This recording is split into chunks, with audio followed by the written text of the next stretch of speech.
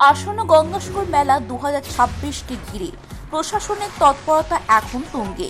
দেশের দ্বিতীয় বৃহত্তম ধর্মীয় এই মেলা শুরু হচ্ছে আগামী 8ই জানুয়ারি থেকে।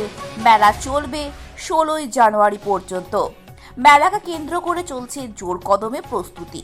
সমুদ্র সৈকতে স্নানঘাট সংস্কার, পানীয় জলের জন্য অস্থায়ী ট্যাঙ্ক বসানো, বিদ্যুতের কাজ, নতুন বাসস্ট্যান্ড তৈরি, পর্যটকদের নজরদারির জন্য তথ্য কেন্দ্র স্থাপন সহ একাধিক প্রকল্প দ্রুত গতিতে সম্পন্ন হয়েছে। পাশাপাশি মুড়িগঙ্গা নদীতে ড্রেজিং কাজও জোর কদমে চলছে।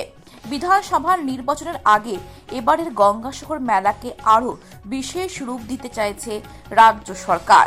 মকর সংক্রান্তির পূর্ণ লগ্নে কয়েক লক্ষ পুণ্যার্থী পবিত্র গঙ্গায় স্নান করে কপিলমুনি মন্দিরে পুজো দেবেন। এই বছর কুম্ভ মেলা না থাকায় এমনটাই আশা করছেন প্রশাসন। পুণ্যার্থীদের যাতায়াত যাতে নির্বিঘ্ন হয় সেই লক্ষ্যে আগেভাগে সমস্ত প্রস্তুতি সম্পন্ন করার দিকে জোর দিচ্ছে প্রশাসন।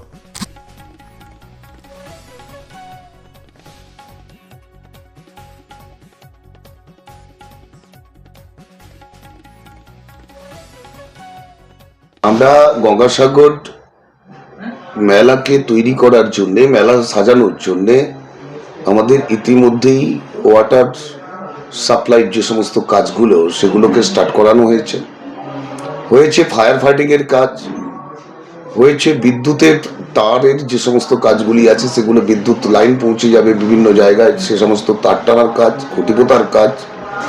এছাড়াও প্রত্যেক বছর যেভাবে আমাদের নদীর পাড় ভাঙে, সেই নদীর পাড় ভাঙা জায়গাগুলোকে মাটি ফেলে এখন মেরামত করা হচ্ছে। তবে এর একটা নদীর পাড়টাকে একটা স্থায়ী বন্দোবস্তের প্রয়োজন আছে।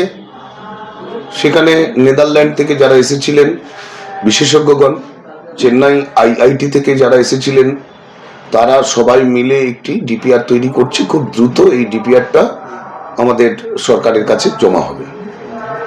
আপনারা জানেন যে সারা ভারতবর্ষের তীর্থক্ষেত্রে কেন্দ্রীয় সরকার অর্থ বহন করছেন, কিন্তু শুধুমাত্র পশ্চিমবঙ্গের গঙ্গাসাগর তীর্থধামে একটি টাকা তিনি বহন করছেন না, কেন্দ্রীয় সরকার বহন করছেন না।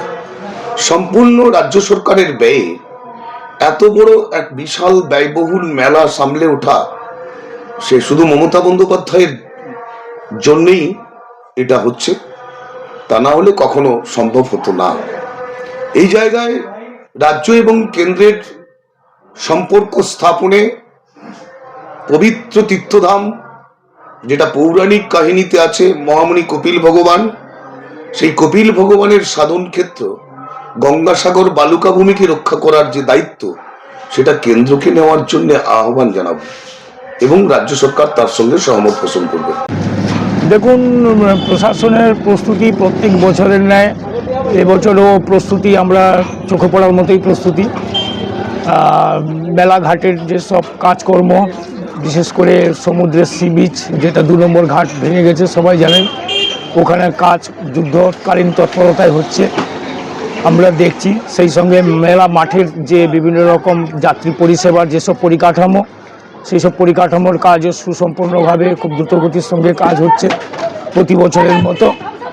সেই সঙ্গে মেলার যে স্নানঘাটগুলো 1 নম্বর, 2 নম্বর, 3 নম্বর, 4 নম্বর ঘাট, মেলা স্নান করার যাতে যথোপযুক্ত নিরাপদভাবে মানুষ স্নান করতে পারে, তার জন্য প্রশাসনিক তৎপরতা চোখে পড়ার মতো আমরা দেখতে পাচ্ছি।